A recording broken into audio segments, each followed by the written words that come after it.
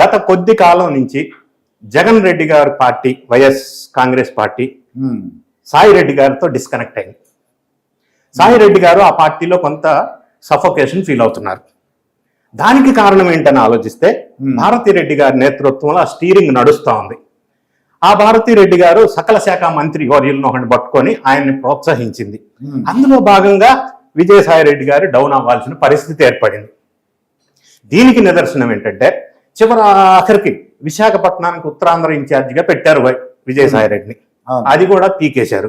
YV Subbareddy గారిని పెట్టారు. సజ్జల రామకృష్ణారెడ్డి గారి ఆధిపత్యం భారతిరెడ్డి గారి నేతృత్వంలో పెరిగిపోతా ఉంది. అది తట్టుకోలేని పరిస్థితి. జగన్ రెడ్డి గారికి ఈయనకి కొంత గ్యాప్ వచ్చిన పరిస్థితి నేపథ్యం. రెండో నేపథ్యం, వైఎస్ఆర్ కాంగ్రెస్ పార్టీ ఆంధ్రప్రదేశ్ లో మునుగుతున్న పడవ ఏ క్షణమైనా మునిగిపోవచ్చు. మునిగిపోతే పోయింది. జగన్ రెడ్డి గారు ప్లాన్ బి రెడీ పెట్టుకున్నాడు. లండన్ లో సామ్రాజ్యాన్ని, బిజినెస్ సామ్రాజ్యాన్ని ఎస్టాబ్లిష్ చేసి రెడీ పెట్టుకున్నాడు. ఇక్కడ ఎప్పుడైతే పడవ మునిగిందో, ఎప్పుడైతే కేసులు తీవ్రత పెరుగుతుందో, ఎప్పుడైతే అరెస్ట్ చేసే సందర్భం వస్తుందో లండన్ లో సెటిల్ అయిపోతాడు. నీరవ్ మోడీ, విజయ మాల్యా ఈ బ్యాచ్ తో అక్కడ సెటిల్ అవుతాడు. ఎందుకంటే లండన్ బ్రిటిష్ రూల్స్ ప్రకారం హ్యూమన్ రైట్స్ కి ఎక్కువ ప్రయారిటీ ఇస్తాయి. వేరే కంట్రీలో నువ్వు ఎక్కడ అక్రమ సంపాదన తీసుకొచ్చినా అక్కడ ఇన్వెస్ట్ చేయొచ్చు. మూడవది ఏంటంటే అక్కడ 2000 pounds ఇన్వెస్ట్ చేస్తే నీకు గోల్డెన్ వీసా ఇస్తారు. పాత నీ పైసలు ఎక్కడ అక్రమ సంపాదన కూడా వాళ్ళకి అనవసరం. మూడోది అడ్వాంటేజ్ ఏంటంటే ఇటువంటి వాళ్ళని ఈ దేశం వాళ్ళు మళ్ళీ అక్రమ కేసులు ఉన్నాయి వెనక్కి పంపించమంటే పంపించరు. ఇంత మంచి అడ్డ లండన్. సో జగన్ రెడ్డి గారు అక్కడ బేస్ ఏర్పాటు చేసుకున్నాడు. సరే పడవ మున్నాక ఆయన వెళ్తారు, అది వేరే విషయం. విజయసాయి రెడ్డి గారి విషయానికి వస్తే ఒకటి ఈ పరిస్థితి ఇట్లా ఉంది రాజకీయంగా. రెండోది ఆలోచించినట్టయితే అక్రమ సంపాదన కేసుల్లో రోజుకొకటి జైలుకి వెళ్తున్నాడు వైఎస్ఆర్ కాంగ్రెస్ పార్టీ వాడు, ఇంకొకటి విదేశాలకు పారిపోతున్నాడు. సో పార్టీ ఈ మాట నేను అంటానికి కారణం ఏంటంటే ఈ మధ్య కాలంలో పాత వదిలేసేయండి. రవిచంద్రారెడ్డి బీజేపీలో జాయిన్ అయిన సందర్భం, ఈ రోజు విజయసాయి రెడ్డి గారు రిజైన్ చేసిన సందర్భం, ఇంకా కొద్ది రోజుల్లో అయోధ్య రామిరెడ్డి ఎంపీ, ఆయన రాంకో సంస్థకి ప్రతినిధి, ఎన్ని సంవత్సరాలు వైఎస్ఆర్ కాంగ్రెస్ పార్టీకి ఫండ్స్ ఇచ్చి సహకరించిన వ్యక్తి, ఆయన విదేశాల్లో ఉన్నాడు, రాగానే రిజైన్ చేయబోతున్నాడు. ఈ లైన్ పెద్దగా ఉంది. క్యూ పట్టేటోళ్ళు పరారైపోతున్న సందర్భం. దీనికి కారణం వాళ్ళ మాటల్లో వాళ్ళు ఏమంటున్నారంటే నేనే రాజు, నేనే మంత్రి, నేను చెప్పిందే వేదం, ప్రజాస్వామ్యంతో సంబంధమే లేదు, నాది రాజారెడ్డి రాజ్యాంగం అనే ధోరణి నాయకుల్లోనూ ప్రజల్లోనూ యాక్సెప్ట్ చేయలేని పరిస్థితి. దౌర్భాగ్యం, దురదృష్టవశాత్తు. Fact is fact. అందుకే 151 నుంచి 11కి వచ్చినాయి. ఈ పొలిటికల్ నేపథ్యం ఒకటి, ఈ కేసులు తిరగదోడుతూ ఒక్కొక్క కేసు బయటకు వస్తా ఉంది. నిన్న మొన్న కాకినాడ సీపోర్ట్ కేబీ రావు గారి దగ్గర నుంచి అప్పట్లో అధికారంలో ఉన్నప్పుడు గన్ పెట్టి పాయింట్ బ్లాంక్ లో రాయించుకున్న ఈ బ్యాచ్, ఈ క్రిమినల్ బ్యాచ్, ఈ రోజు గవర్నమెంట్ మారేసరికి వాళ్ళ షేర్స్ వాళ్ళకి ఇచ్చేసి బ్యాక్ ఇచ్చేశారు. ఏం ఒప్పందం జరిగిందో తెలియదు. ఇప్పటికీ కాకినాడ SEZ లో 8,000 ఎకరాలు వాళ్ళ ఆధీనంలోనే ఉన్నాయి, అరబిందో ఆధీనంలో.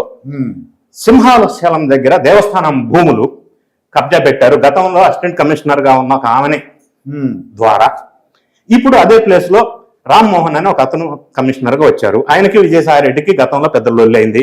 ఇప్పుడు ఆ భూముల అక్రమాలన్నీ అక్కడ వెలికి తీయటం మొదలు పెట్టారు.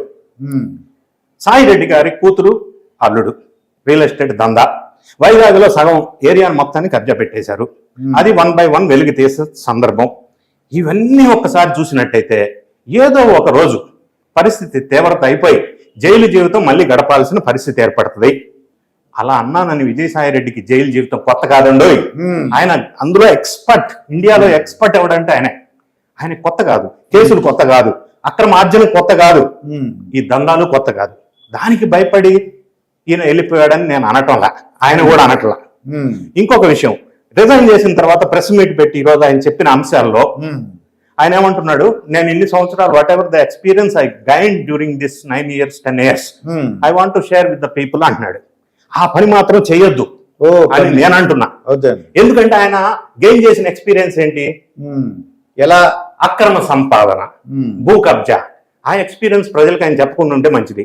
రెండోది, ఆయన ట్వీట్ చేసినప్పుడు రిజైన్ చేస్తున్నానని, అందులో ఆ ట్వీట్ లో మోడీ గారు, షా గారు నాకు 9 సంవత్సరాలు అత్యంత శక్తిని, సామర్థ్యాన్ని, సపోర్ట్ని ఇచ్చారు, ఈ స్థాయికి తీసుకొచ్చారు, ధన్యవాదాలు అన్నాడు. ఆ ప్రస్తావన ఇక్కడ ఎందుకు తీసుకురావాల్సి వచ్చింది అంటే గడిచిన 7 సంవత్సరాలుగా బీజేపీతో ఉన్న సంబంధ బాంధవ్యాల వల్ల, బలం గట్టిగా ఉండటం వల్ల జగన్ రెడ్డి గారిని ప్రొటెక్ట్ చేసుకుంటూ వచ్చారు. గతం గత. ఇప్పుడు పార్టీ మారింది, ఎన్డీఏ కూటమి వచ్చింది, ఎన్డీఏ కూటమిలో బీజేపీ భాగస్వామి. ఇక నుంచి బీజేపీ వాళ్ళు జగన్ రెడ్డిని ప్రొటెక్ట్ చేయరు. చేయకపోగా ఈ మధ్య 2 days బ్యాక్ జగన్ రెడ్డి విదేశాలకు వెళ్లే సందర్భంలో అమిత్ షా గారు ఇక్కడికి వచ్చి నారా చంద్రబాబు నాయుడు గారి ఇంట్లో డిన్నర్ మీట్ జరిగింది. అందులో జగన్ రెడ్డి గారి ప్రస్తావన, అక్రమాస్తుల ప్రస్తావన, ఏం చేద్దాం, what to do, what not to do, how to go head అనే విషయాలు చర్చకు జరిగినాయి. దాని మీద లోతుగా పరిశీలన జరుగుతుంది. ఇవన్నీ ఎందుకని మీరు అడిగితే, రాజకీయ వ్యూహంలో భాగంగా భారతీయ జనతా పార్టీకి ఆంధ్రప్రదేశ్లో బేస్ లేదు, స్థానం లేదు, స్థావరం లేదు. కానీ Bharatiya Janata party back story మనం గమనించినట్టయితే, అది మహారాష్ట్రలో శివసేన విషయం కానీ, జేడీయూ విషయం కానీ, వాళ్ళు స్థానం సంపాదించాలంటే ఆ రాష్ట్రంలో ఉన్న ప్రాంతీయ పార్టీని బలహీనపరచాల, అప్పుడే వాళ్ళు బలపడతారు. ఇక్కడ ఆంధ్ర రాష్ట్రంలో ఏం చేయాల్సి ఉంటుంది? తెలుగుదేశాన్ని బలహీనపరచలేరు, ఎన్డీఏ గవర్నమెంట్ వీళ్ళు భాగస్వామి, ఇక మిగిలింది వైఎస్ఆర్ కాంగ్రెస్ పార్టీ. దాన్ని కిల్ చేయాలా, చేయటం వల్ల వైఎస్ జగన్ రెడ్డిని ఇబ్బంది పెట్టడం వల్ల, వైఎస్ఆర్ కాంగ్రెస్ పార్టీ బలహీనపడటం వల్ల నెక్స్ట్ ఎలక్షన్ లో బీజేపీ బలపడే అవకాశం, ఒక బేస్, ఒక పన్నాగం, ఒక strategic political decision of BJP. ఇందులో భాగంగా ఏం చేయవలసి వచ్చింది? విజయసాయి రెడ్డి బోటని పక్కకు లాగాల్సి వచ్చింది. విజయసాయి రెడ్డిని పక్కకు లాగటం వల్ల మీరు అన్నారే వ్యవసాయం చేసుకుంటా అని. ఏమి వ్యవసాయం? మరి అక్రమార్జన వ్యవసాయమా? క్రిమినల్ కేసుల భూ దందా వ్యవసాయమా ఆయన చేసేది? సేద్యం చేసుకుంటా. సేద్యం చేయడానికి ఆయన చార్టెడ్ అకౌంటెంట్ బై ప్రొఫెషన్. ఇది నమ్మశక్యమా? మూడోది, ఈయనకి ఈ కేసుల నుంచి ఉపశమనం కావాలన్నా, లేదా రాబోయే రోజుల్లో ఒక పొలిటికల్ షెల్టర్ కావాలన్నా బీజేపీ దిక్కు తప్ప ఇంకా ఎక్కడా చూడటానికి దిక్కులే లేవు. ఆ పరిస్థితుల్లో బీజేపీ వాళ్ళకి పొలిటికల్ అనివార్యత, రాజకీయ అనివార్యత, వీళ్ళని పక్కకు లాగటం వల్ల వైఎస్ఆర్ కాంగ్రెస్ ని బలహీనపడిచి నెక్స్ట్ ఎలక్షన్ లో వాళ్ళు బలపడాలి. అందులో ఇద్దరికి విన్ విన్ సిచ్యువేషన్. మీరు అనొచ్చు ఆయన రిజిగ్నేషన్ లో నేను ఏ పార్టీలో జాయిన్ అవ్వట్లేదని. ఒక నెల రోజుల తర్వాత ఆయన కార్యకర్తలతో మీటింగ్ పెడతారు, కార్యకర్తలు ఇబ్బంది పెడతారు, బలవంత పెడతారు. కార్యకర్తల కోరిక మేరకు నేను బీజేపీలో జాయిన్ అవడం జరిగింది అంటారు. అన్నరా? గతంలో 3 ఎంపీలు రాజీనామా చేసి వెళ్ళారు వైఎస్ఆర్ కాంగ్రెస్ పార్టీ నుంచి. బీర మస్తాన్ రావు కావచ్చు, ఆర్ కృష్ణారావు కావచ్చు, మోపిదేవి వెంకటరమణ కావచ్చు. ఇప్పుడు ఈయన రాజీనామా చేశారు, రేపు అయోధ్య రామరెడ్డి రాజీనామా చేస్తారు. దాంతో 11 ఉన్న ఎంపీలో రాజ్యసభ ఇప్పుడు 7కి వచ్చింది. ఇది ఒకటి బలహీనపడుతుంది అనేది నిదర్శనం. సో బీజేపీ వాళ్ళ స్ట్రాటజీలో భాగంగా ఈయన అక్కడికి వెళ్ళాడు అనేది ఒక యాంగిల్. ఇంకొక యాంగిల్ ఉందండి, other side of the coin ఇంకోటి కూడా ఉంది. ఎస్, ఏది తక్కువ అంచనా వేయలేం. ఎందుకంటే వీళ్ళంతా క్రిమినల్ బ్రెయిన్ కదా, వీళ్ళు నార్మల్ గా ఆలోచించరు. ఇంకొక యాంగిల్ మనం ఆలోచిస్తే, జగన్ రెడ్డి గారే వ్యూహాత్మకంగా ఈయన్ని బీజేపీలోకి పంపించి, లేదా అటు పంపించి అక్కడ సెంట్రల్లో ఆయన పెట్టి, ఈయన కొంత ఈయన సపోర్ట్ చేసి కేసుల నుంచి ఉపశమనం ఏమన్నా కల్పిస్తాడో అని వ్యూహాత్మకమైన నిర్ణయంగా అటు తోలిచ్చిండోమో అని ఒక డౌట్. అది కోవర్ట్ ఏదో అంటుంటారు కదా, కోవర్ట్ ఆపరేషన్ అని కొన్ని భాషల్లో అంటుంటారు. సో ఆ విధంగా కూడా ఎందుకు జరగకపోవచ్చు, జరిగి ఉండొచ్చు అనేది ఒక ఊహ ఆలోచన ఇచ్చే అంశం ఇది. ఎందుకంటే ఆయన మాట్లాడిన మాటలు ఆ విధంగా ఉన్నాయి. ఏ విధంగా చూసుకున్నా కూడా ఇటువంటి వాళ్ళు, నేర చరిత్ర కలిగిన వాళ్ళు, అక్రమ సంపాదన కలిగిన వాళ్ళు రాజకీయ పార్టీలో ఉండటం కంటే రిజైన్ చేయడం బెటర్ అని అందరూ ఆనందపడిన సందర్భంలో ఈ డిఫరెంట్ కోణాలు మనకు కల్పిస్తా ఉన్నాయి. సో బీజేపీ వాళ్ళు ఆడిన వ్యూహంలో భాగంగా ఈయన్ని పక్కకి తీసి చేశారా? జగన్ రెడ్డి గారు ఆడిన వ్యూహంలో ఆయన పక్కకి వెళ్ళాడా? రెండోది, సడన్ గా జరిగిన డెసిషన్ కాదు ఇది. ఇంకొక విషయం, అందరూ చాలా మంది అనుకుంటొచ్చు జగన్ గారు లండన్ వెళ్ళారు, ఈ డెసిషన్ ఇక్కడ జరిగిందని. కాదు, చాలా కాలం నుంచి డిస్కషన్ జరిగింది. ఆయన అనుమతితోటే, ఆయన డిస్కషన్ తోటే ఈ నిర్ణయం తీసుకోవడం జరిగింది. ఎందుకంటే ఆంధ్ర రాష్ట్రంలో ఎన్డీఏ గవర్నమెంట్ ఏర్పడి 7 నెలలు అయింది.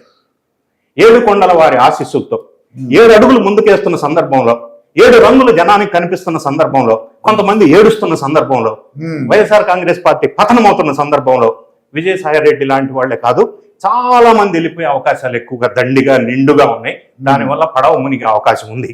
ఇందులో భాగంగానే వ్యూహంలో భాగంగా ఆయన రాజీనామా చేసి పక్కకి వెళ్ళటం జరిగింది. ఇంకొక అంశం ఏంటంటే, విజయసాయి రెడ్డి గారు ఒక టీవీ స్టూడియో పెట్టబోతున్నారు. చెప్పారండి, ఆయన ఒక ప్రెస్ మీట్ లో చెప్పారు కదా, ఓన్ ఛానల్ పెడుతున్నారు, ఓన్ ఛానల్, ఓ మీడియా హౌస్ పెట్టబోతున్నారు. ఇంతకాలం జగన్ రెడ్డి గారు వద్దని ఆగారు, ఎందుకంటే వాళ్ళ ఓన్ దుకాణం ఒకటి ఉంది. సో ఇప్పుడు కొత్తగా ఛానల్ పెడితే ఆ ఛానల్ ఏ లైన్ తీసుకోబోతుందో ఈ వీడియో చూసే ప్రేక్షకులు వీడియోలు సేవ్ చేసుకుంటే నెక్స్ట్ మంత్ లో తెలుస్తుంది. ఒక ఛానల్ ఆల్రెడీ వాళ్ళు మాట్లాడుకున్నారు, ఆ ఛానల్ స్టార్ట్ చేస్తారు. అది బీజేపీ లైన్ లోకి తీసుకెళ్తారు అనివార్యంగా. విజయసాయి రెడ్డి గారు ఇంకా 3.5 సంవత్సరాలు ఎంపీ పీరియడ్ ఉంది, అయినా కూడా వెళ్ళిపోయాడు. సరే, ఎలక్షన్ ఇప్పుడే లేవు. ఈ ఎలక్షన్ వచ్చేంత వరకు ఈయన ఒక వ్యూహాత్మకంగా, బీజేపీకి వీడియో ఛానల్ లేదు ఆంధ్ర రాష్ట్రంలో, కాంగ్రెస్ కి సపోర్ట్ చేసేది ఉంది, తెలుగుదేశానికి సపోర్ట్ చేసేది ఉంది, వైఎస్ఆర్ కాంగ్రెస్ పార్టీకి సపోర్ట్ చేసే ఛానల్స్ ఉన్నాయి. బీజేపీకి మాత్రం ఛానల్ లేదు. ఛానల్ లేకుండా పొలిటికల్ మనుగడ ఈరోజు తెలుగు రాష్ట్రాల్లో అయితే కష్టం.